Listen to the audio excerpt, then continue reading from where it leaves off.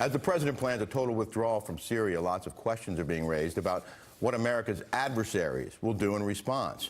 That was the thrust of a new Wall Street Journal editorial reading, quote, while Mr. Trump was defending his Syria pullout during his visit with U.S. troops in Iraq, Russia was condemning Israel's defensive airstrikes in Syria. This is only some of what will fill the vacuum left by America's departure. Jim Carafano is the Heritage Foundation's national security and foreign policy expert and joins us this morning. Jim, great to see you. Good to be with you. So leaving Syria, even slowly, creates space, and Israel has already showed that it will help fill that space, and Russia doesn't like it. Now, look, I don't know if I agree with that. It's becoming more clear every day that the biggest problem with the president's decision was the president's decision, how he announced it. So apparently, we're not leaving tomorrow. We're leaving over a period of months, and that allows for lots of things. It allows to address the humanitarian issues. It allows us to address our joint security concerns with Syria. It allows us to lay down our footprint in Iraq, which was the biggest mistake Obama made. Remember, Obama left Syria and Iraq, so we had no footprint in the region. So I think that a lot of the worst hand-wringing about this, about that we're going to leave this giant vacuum, I'm not really sure that's completely justified. We still don't even know the full extent of the plan. I'm not even sure they've worked out the full extent of the withdrawal what plan. We're being told is that ISIS has virtually been wiped out. It's certainly diminished it to a great degree, and that because they're pulling out slowly and because we still have forces in Iraq and air power, that we're not going to suffer and ISIS won't really have a chance to rebuild. You don't agree with that either?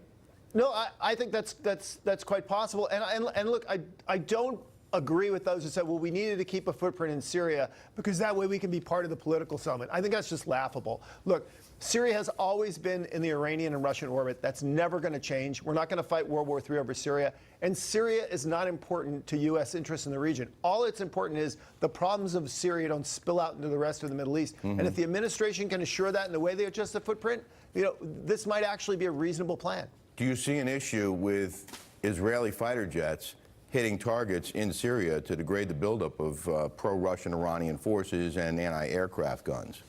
No, I think that's going to go on, and I think the Israelis and the Russians have talked about that.